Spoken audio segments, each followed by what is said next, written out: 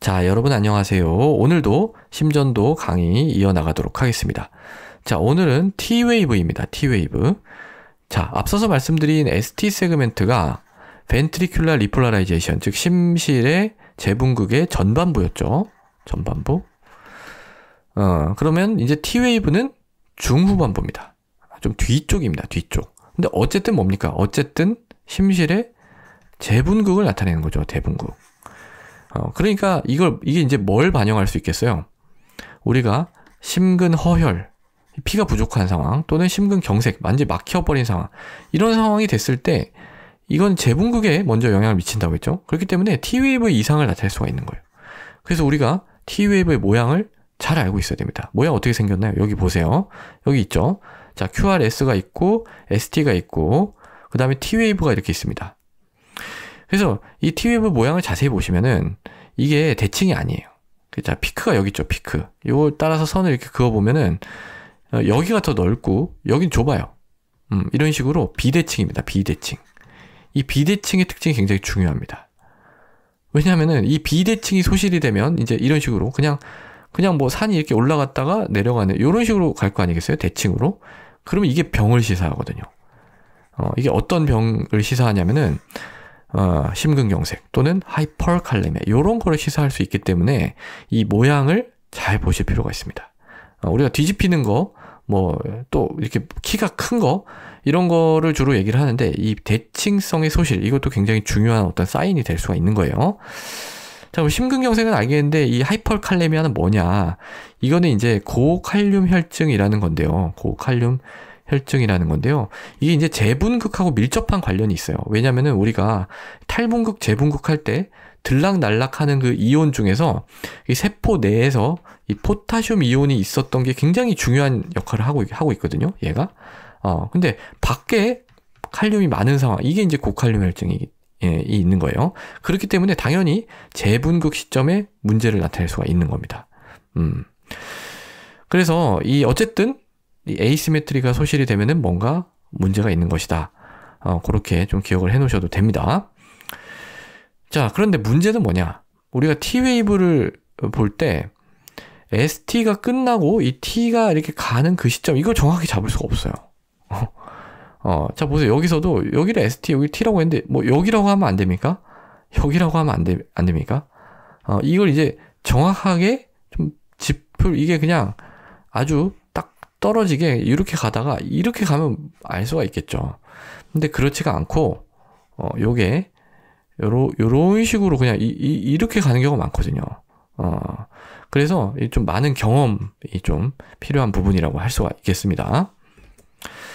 자, 그래서 이 T-웨이브는 그렇고 우리가 T-웨이브를 배웠으니까 이제 인터벌 하나를 더 배워야 되는데 굉장히 중요한 인터벌이 나왔습니다. 이 QT 인터벌이라고 하는 인터벌입니다. 그래서 이 QT 인터벌은요. 앞에 제 심전도 그를 한번 보여드릴게요. 요거. 자, 여기서 보시면 QT 인터벌은 뭐였습니까? 이 Q가 시작할 때부터 T가 끝날 때까지 인터벌이었죠. 그러니까 엄청나게 많은 웨이브, 그러니까 QRS하고 T를 다 포함하고 있죠. 그러니까 QRS 플러스 ST 세그멘트 플러스 T, 이걸 다 포함하는 인터벌입니다. 그럼 이거는 어떤 의미일까요?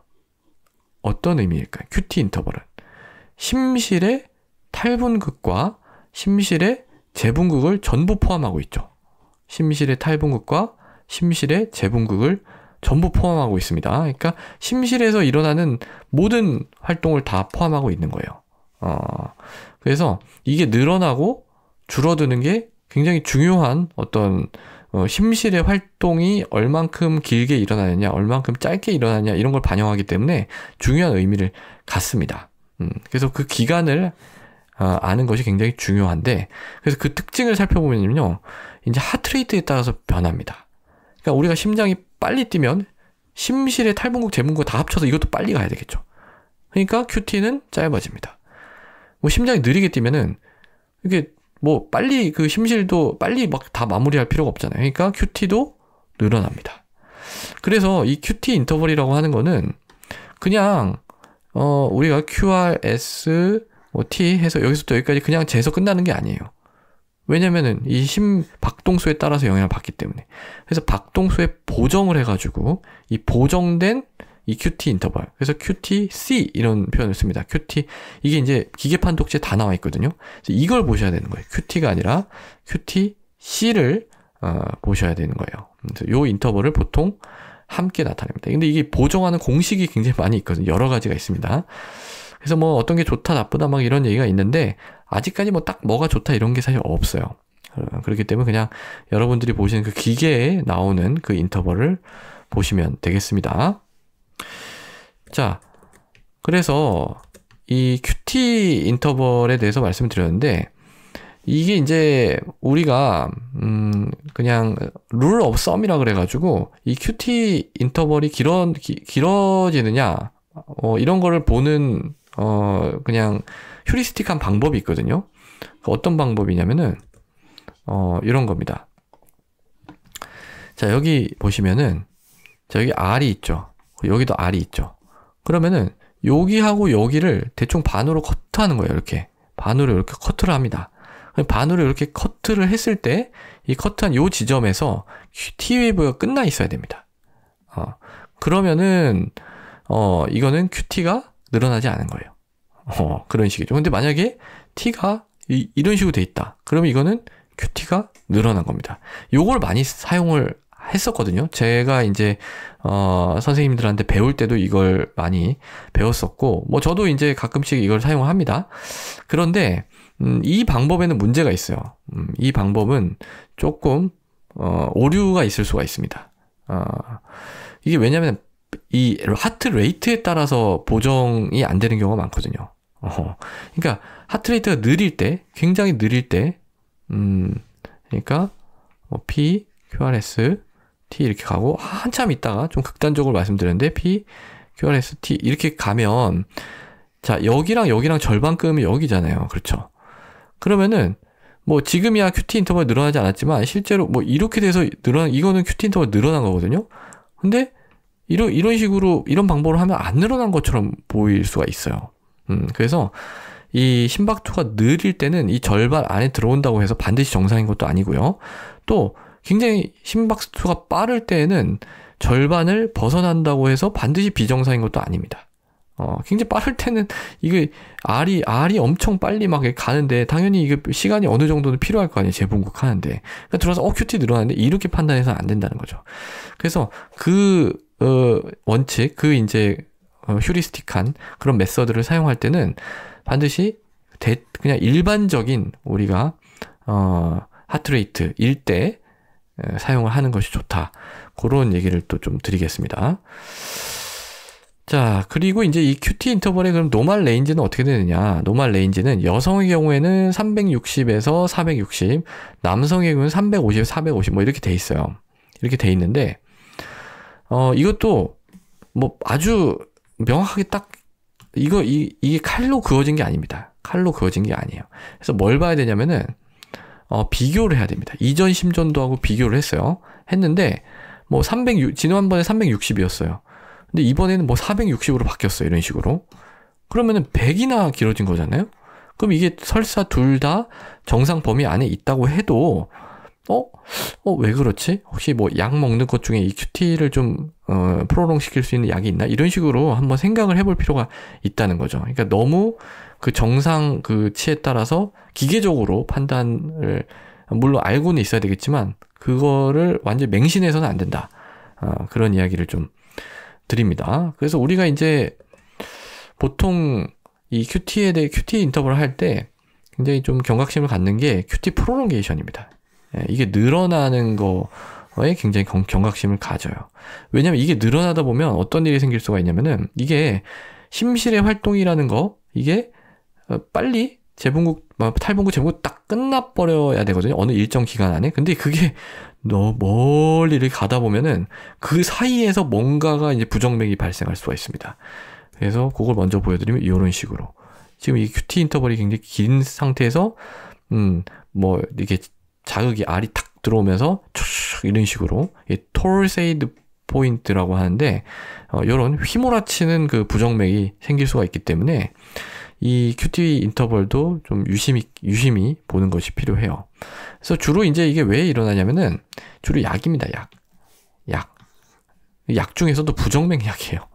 그러니까 부정맥을 뭔가 치료하려고 우리가 먹는 약이 또 이 QT를 늘려서 뭔가 또 다른 병에 노출시킬 수도 있는 상황에 만들 좀 약간 아이러니한 거죠. 근데 일단 알고 이걸 쓰면서 적절하게 모니터링을 하면 됩니다. 그리고 이제 부정맥이 아닌 다른 약들도 이런 게 가능해요. 대표적인 게 이제 항생제, 플로로키놀론, 그 다음에 이제 페노사이아진, 펜타미딘, 뭐 이런 할로페리돌 이런 것들이 이제 신경 쪽에 작용하는 약이죠. 이 신경하고 심장의 전독에는 닮은 부분이 많이 있어요. 둘 다 익사이터블 티슈죠. 그러니까 당연히 이쪽에 영향을 미치는 약은 이쪽에도 영향을 미칠 수가 있는 겁니다. 그리고 항생제 중에서 마크로라이드도 또 영향을 미칠 수 있다고 되어 있고요. 그 다음에 이제 이 심장에서의 전기 흐름이라는 건 전부 전해질 이 이온의 움직임에 의해서 일어나는 거기 때문에 이 포타슘, 마그네슘, 칼슘 이런 이온 농도가 변한다면, 이게 낮다면 다 로우입니다. 로우 포타슘, 로우 마그네슘, 로우 칼슘입니다. 이럴 때 이제 QT가 쭉 늘어납니다. 이게 이제 좀 빠르게 왔다 갔다 하면서 이제 재분국이 돼야 되는데 적으니까 그게 이제 느리게 되면서 QT 프로롱이 일어나는 거죠. 대충 말씀드리면 그렇다는 얘기입니다. 하이포서미아. 이것도 일단 그 체온이 낮아버리면은요, 대사가 느려집니다. 신진 대사가 느려집니다. 그러니까 이온의 움직임도 느려지고, 그러다 보니까 재분국도 느려지고, 그러다 보니까 QT 프로롱이 발생하는 겁니다. 그 다음에 또 뭡니까? 마이오카드 이스케미아 인팍션.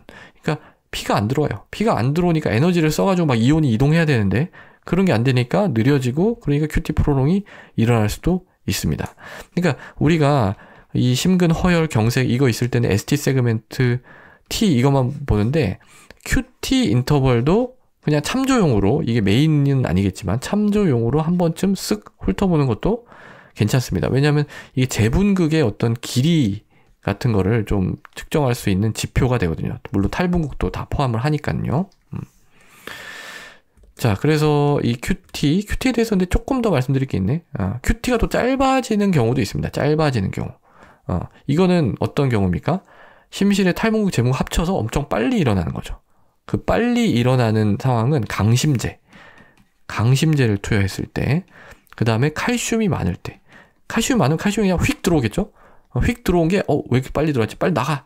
이런 식으로 나가다 보니까,